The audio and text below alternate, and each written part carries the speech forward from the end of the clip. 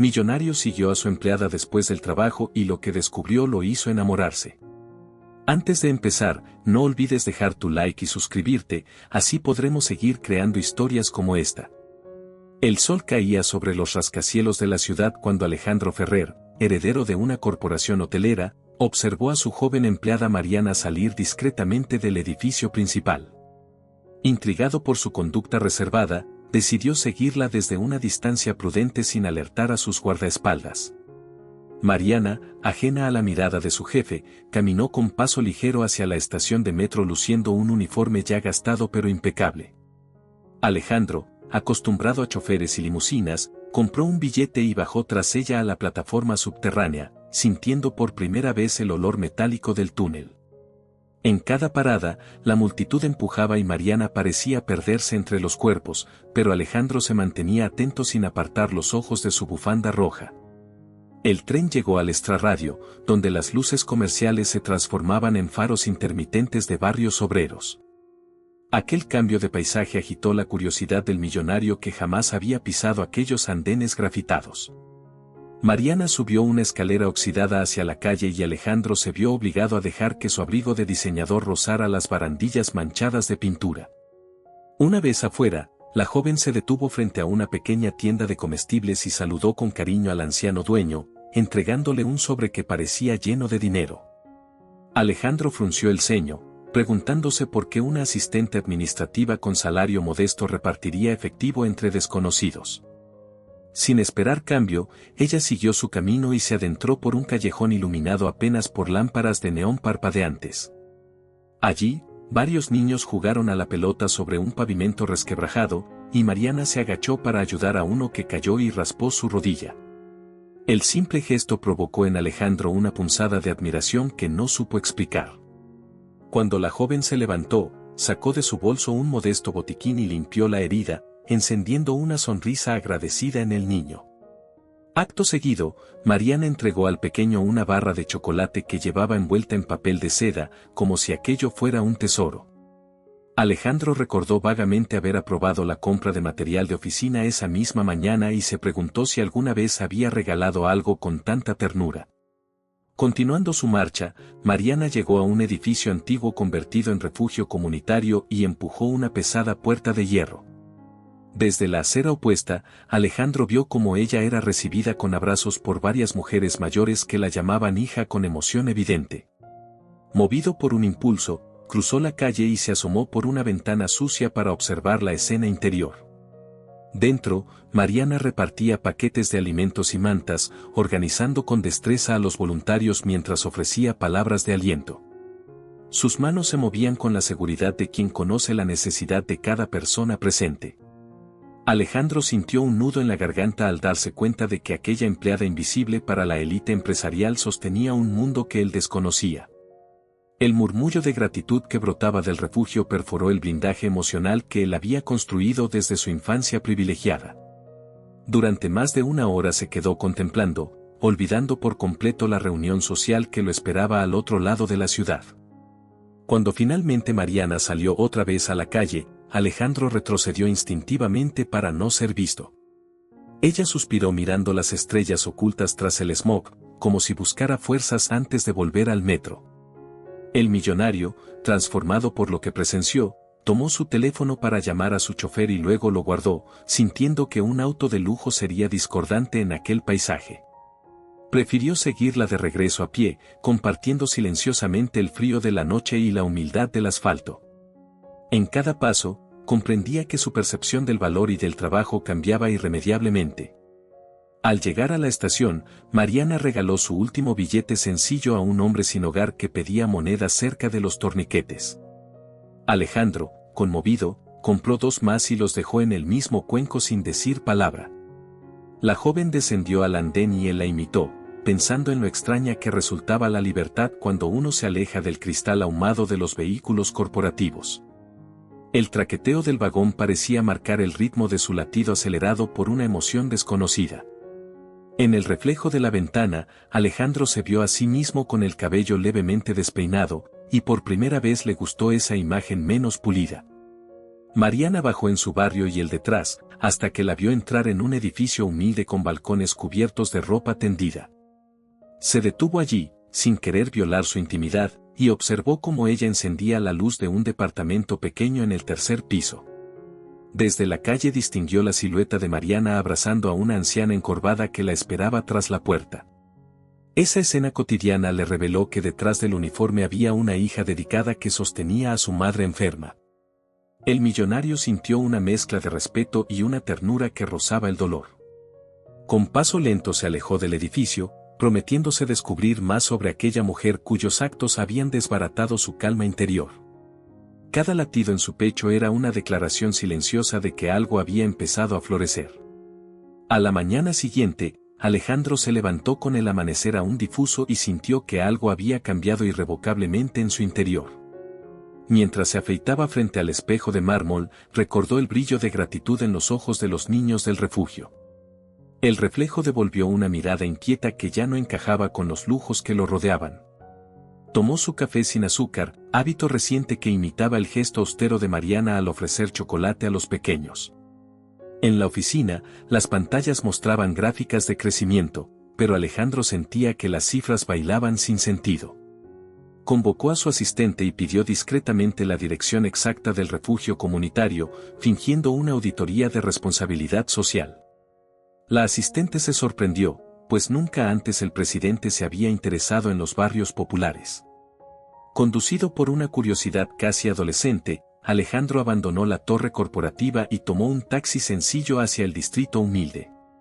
Durante el trayecto, observó a la gente cruzar las avenidas con prisa, notando por primera vez la sinfonía de la vida cotidiana.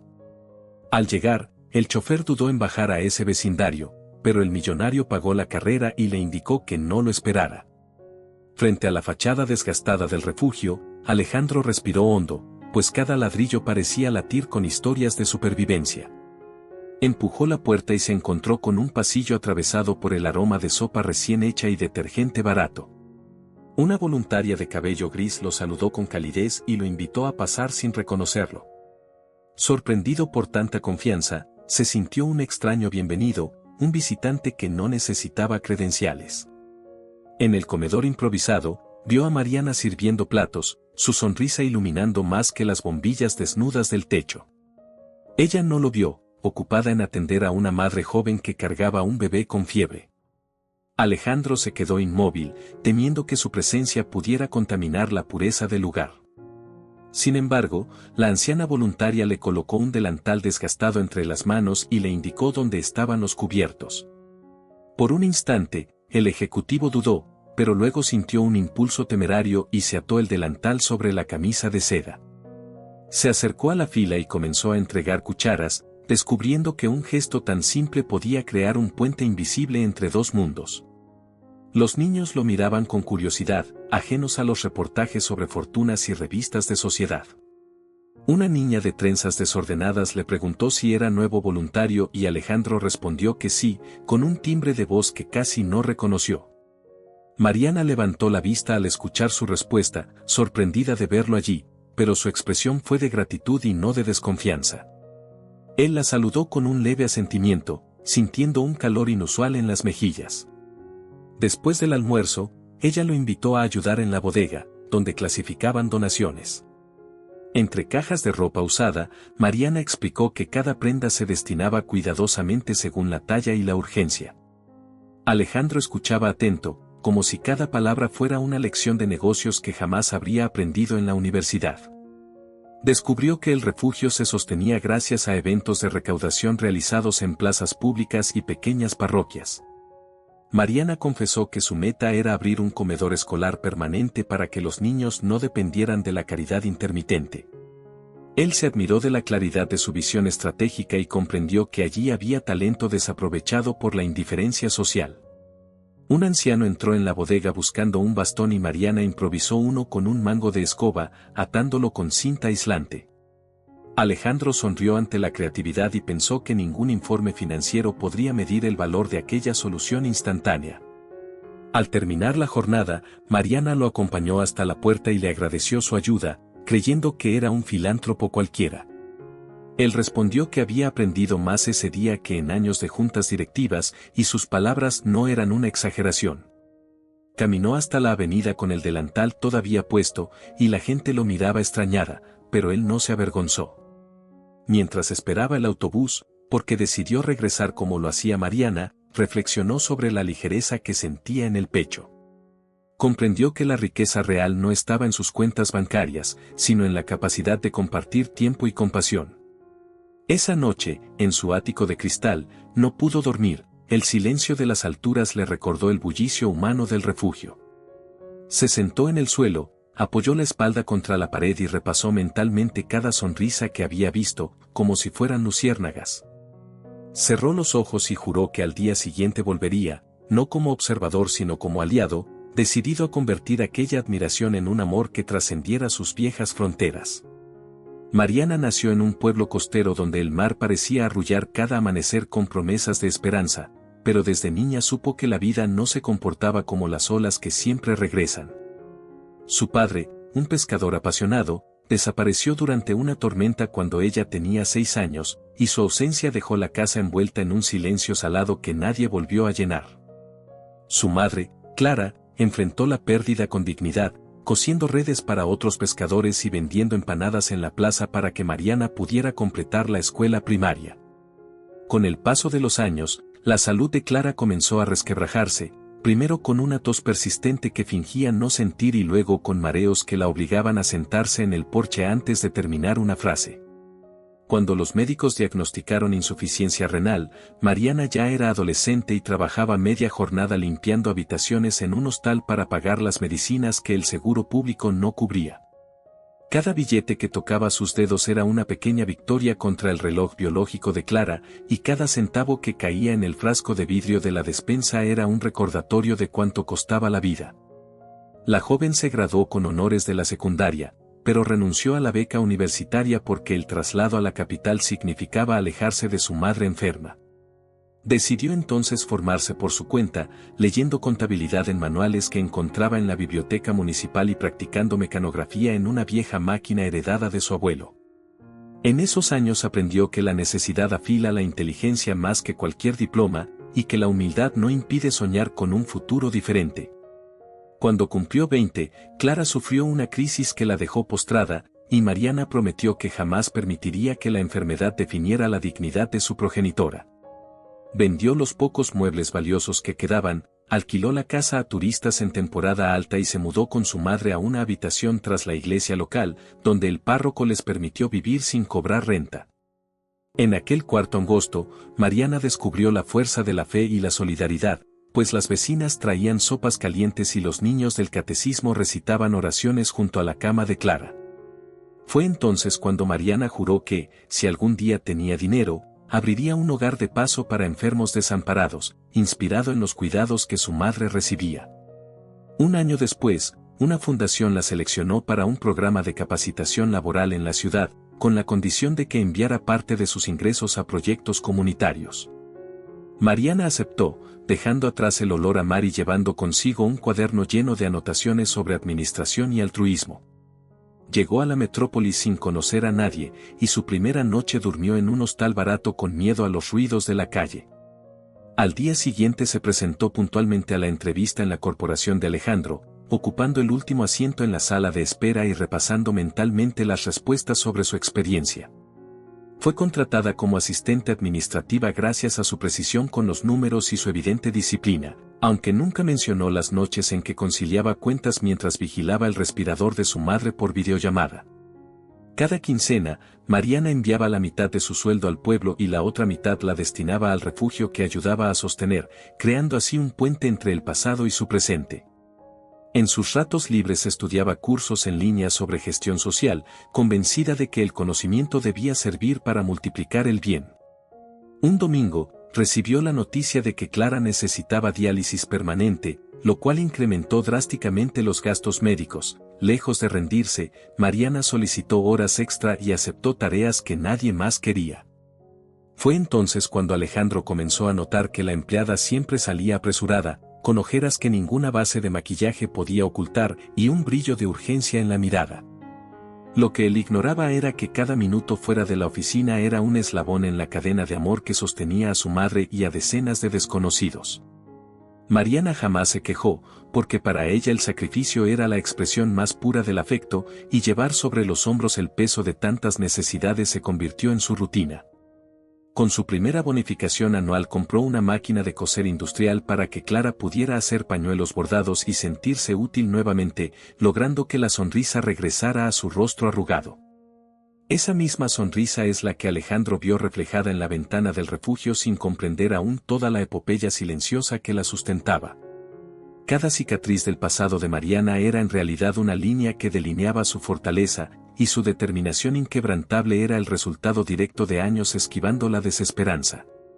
Cuando la joven contaba su historia, lo hacía con voz serena, porque había aprendido que el dolor compartido pierde filo y se vuelve semilla de resiliencia. Alejandro, al conocer estos detalles, comenzó a sentir que su mundo de privilegios era apenas una cáscara vacía comparada con la fecundidad moral del universo de Mariana.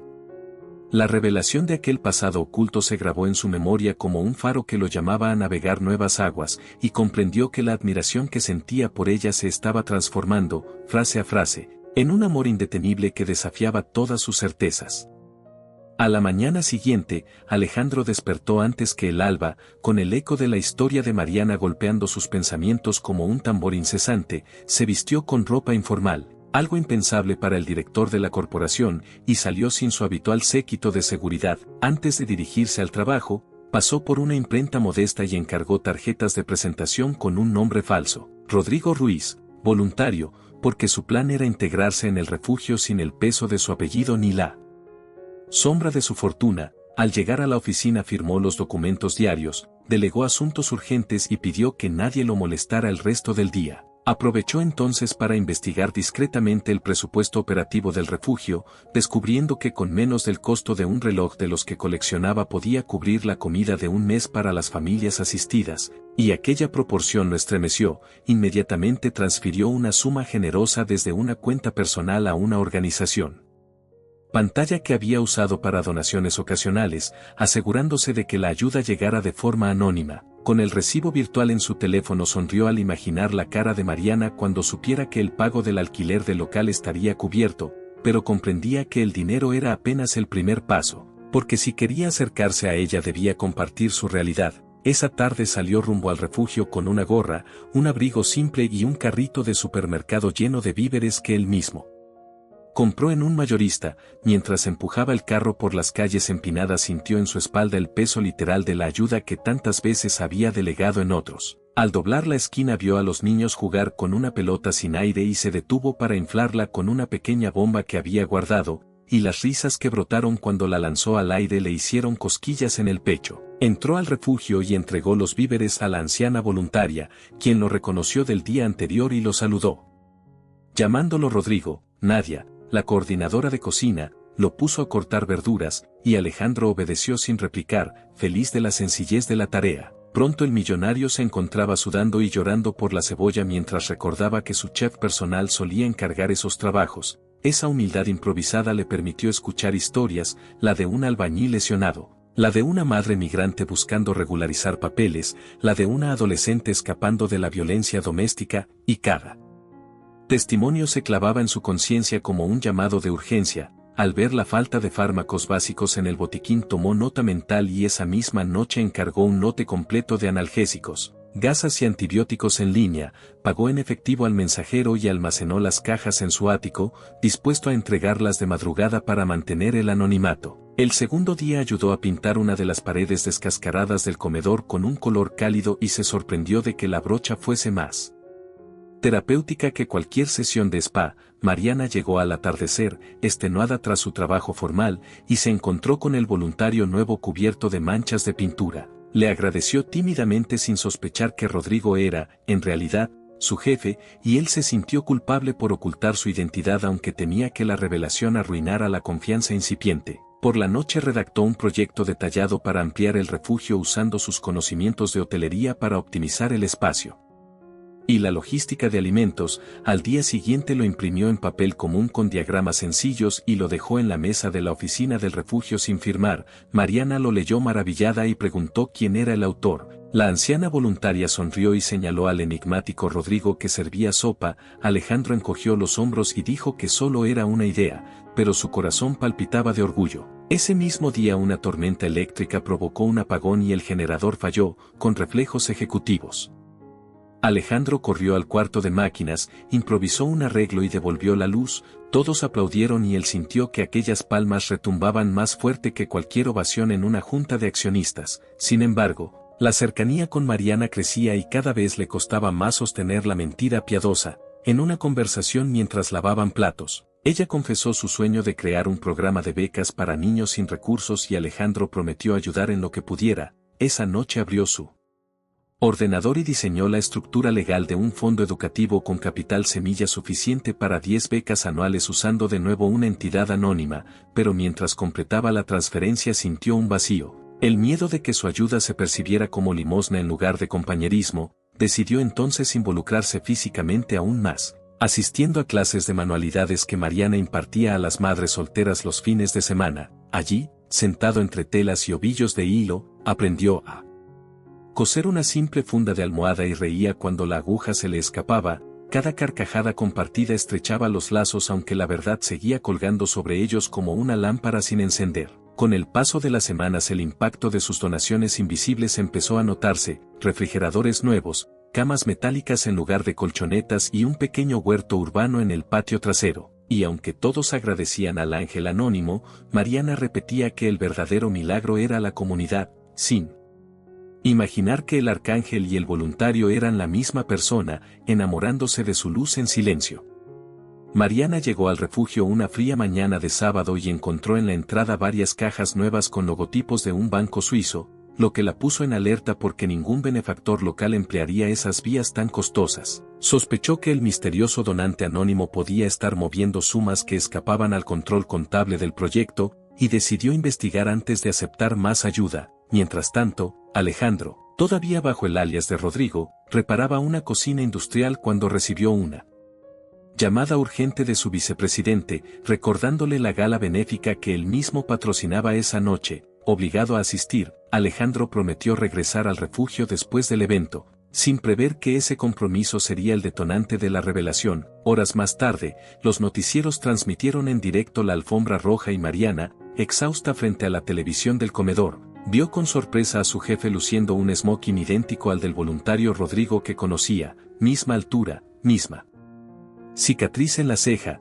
El presentador anunció que la Fundación Ferrer había duplicado sus donaciones a proyectos comunitarios este trimestre y mostró un breve video donde el magnate cargaba víveres en un furgón, imágenes captadas por un paparazzi que lo había seguido días atrás, idénticas a las tareas que Rodrigo hacía en el refugio. El corazón de Mariana se encogió al darse cuenta de que la confianza que estaba construyendo se basaba en una identidad falsa. Al día siguiente, Alejandro volvió al refugio decidido a confesar, pero la mirada helada de Mariana lo detuvo antes de que pronunciara una sola palabra. Ella lo condujo a la oficina improvisada y, con voz firme pero temblorosa, le mostró un cuaderno donde anotaba cada donación recibida, subrayando que la transparencia era la columna vertebral de su labor y que cualquier engaño la desmoronaría. Alejandro intentó explicar que su intención era conocer la obra desde adentro, sin filtros ni adulaciones, pero Mariana replicó que la dignidad de los necesitados no era un experimento social y que su anonimato había cruzado la línea de la manipulación emocional. Él sintió por primera vez que el dinero no podía comprar el perdón y levantó las manos en señal de renuncia,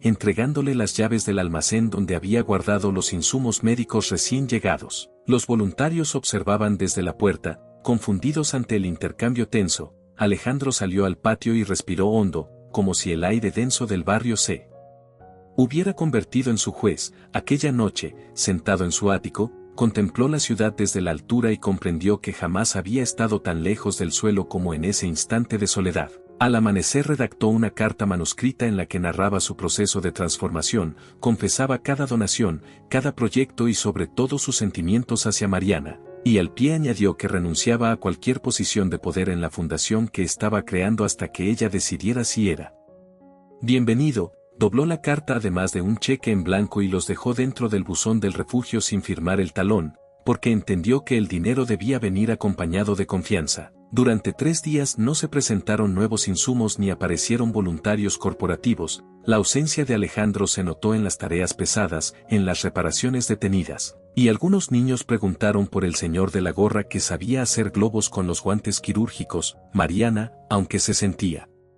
traicionada, recordaba cada detalle de la carta y releía las líneas donde él describía su miedo a ser visto solo como un portafolio con intereses. Finalmente, una noche lluviosa en la que el techo empezó a gotear sobre los colchones, Mariana tomó su abrigo, la carta y el cheque arrugado, y viajó hasta la Torre Ferrer. Subió en ascensor hasta el ático con el corazón golpeándole las costillas, tocó la puerta y fue recibida por Alejandro con los ojos enrojecidos de insomnio. Ella extendió el cheque sin mirar la cifra y, con voz quebrada, dijo que los niños necesitaban un techo reparado, no promesas rotas. Él, temblando, firmó la cantidad necesaria delante de ella y rompió el resto del talonario, entregándole en cambio un borrador de estatutos que la nombraban codirectora de la nueva fundación con poderes iguales. Mariana leyó las cláusulas y, al ver que su voto era imprescindible para cualquier decisión, sintió que la balanza se equilibraba. Esa noche, tras largas horas de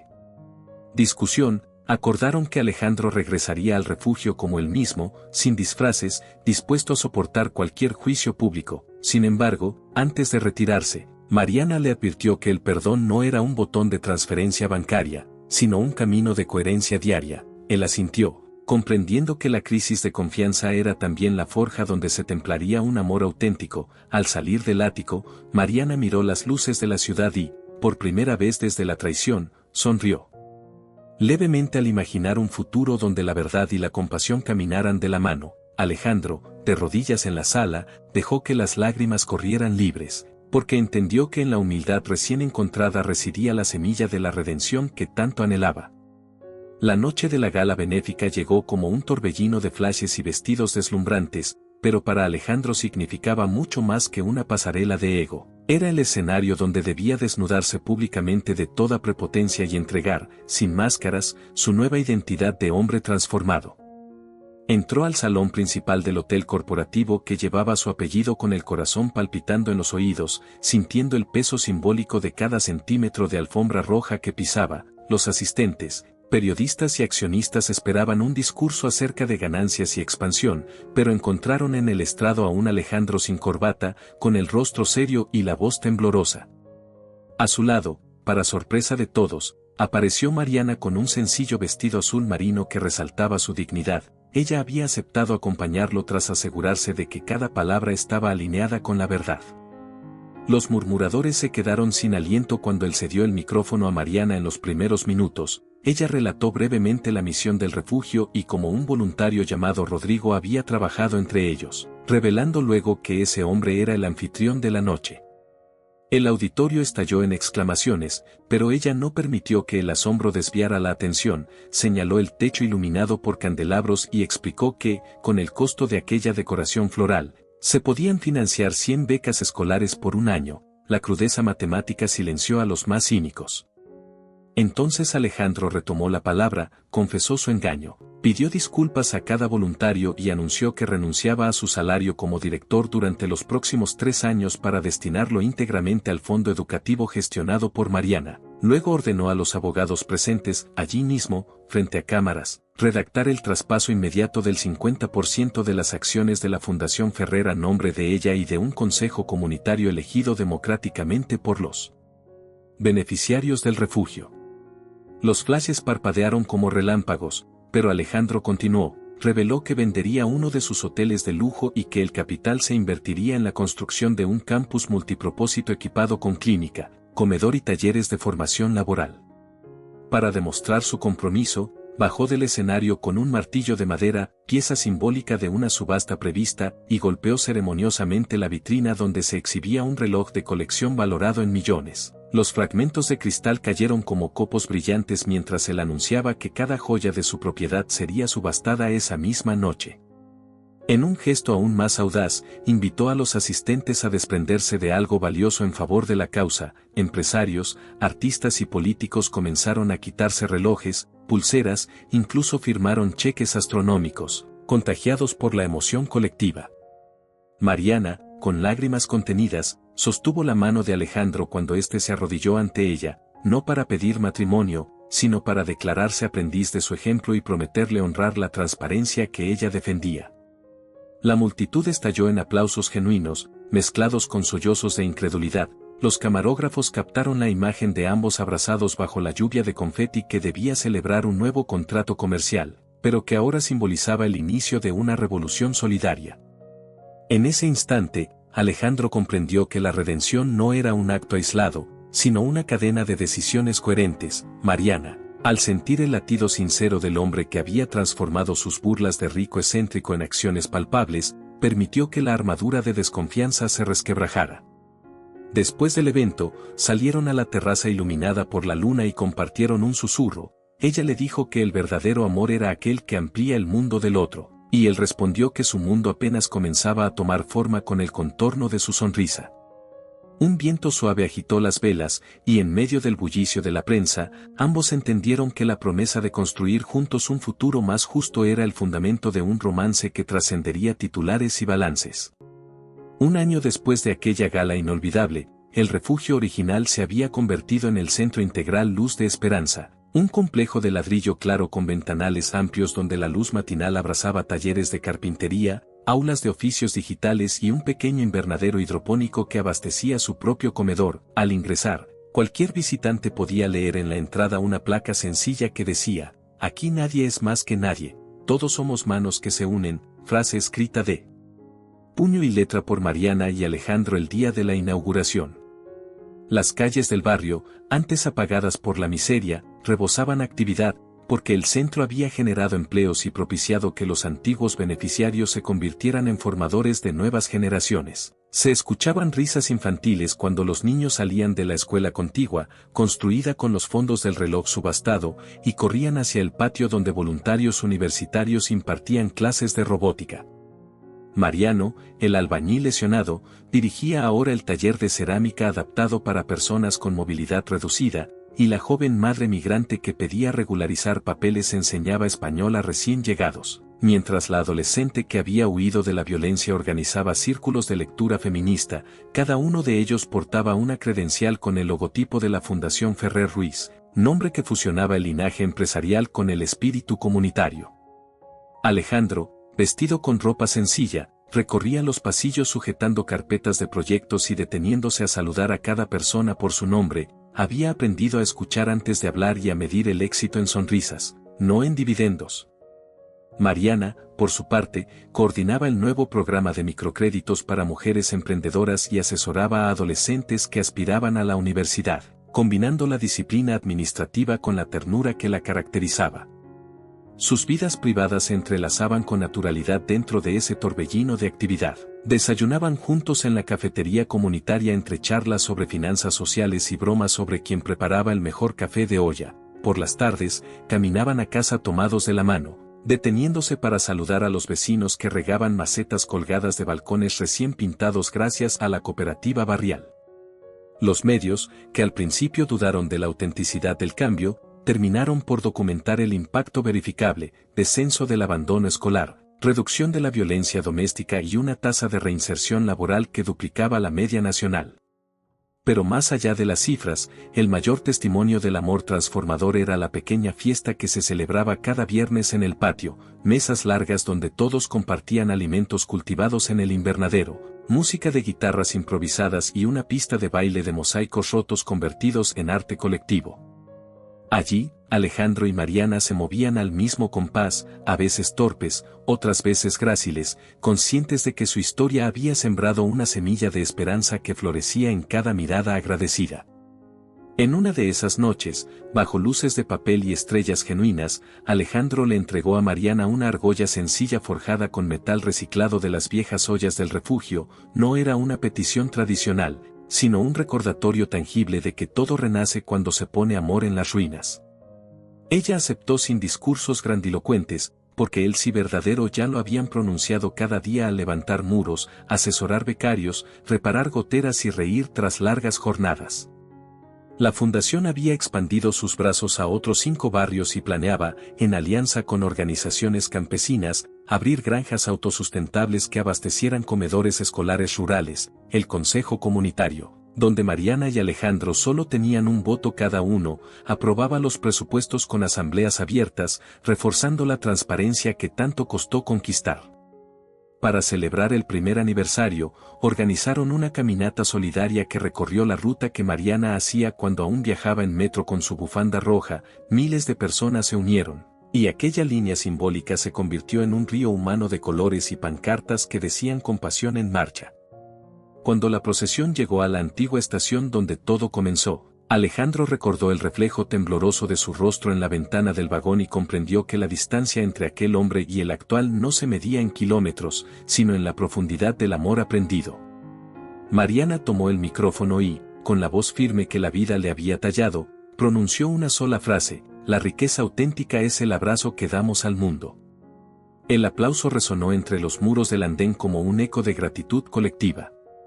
De regreso al centro, mientras el sol teñía de naranja los ladrillos, ambos se miraron en silencio y supieron que su historia era apenas un capítulo inicial de muchas más que brotarían allí, porque cuando dos corazones se empeñan en convertir la vulnerabilidad en fortaleza compartida, el amor trasciende los límites del romance y se transforma en revolución. Si esta historia tocó tu corazón, déjanos tu comentario y comparte este video para que más personas descubran el poder de la fe y el amor verdadero. Gracias por estar con nosotros y nos vemos en la próxima historia.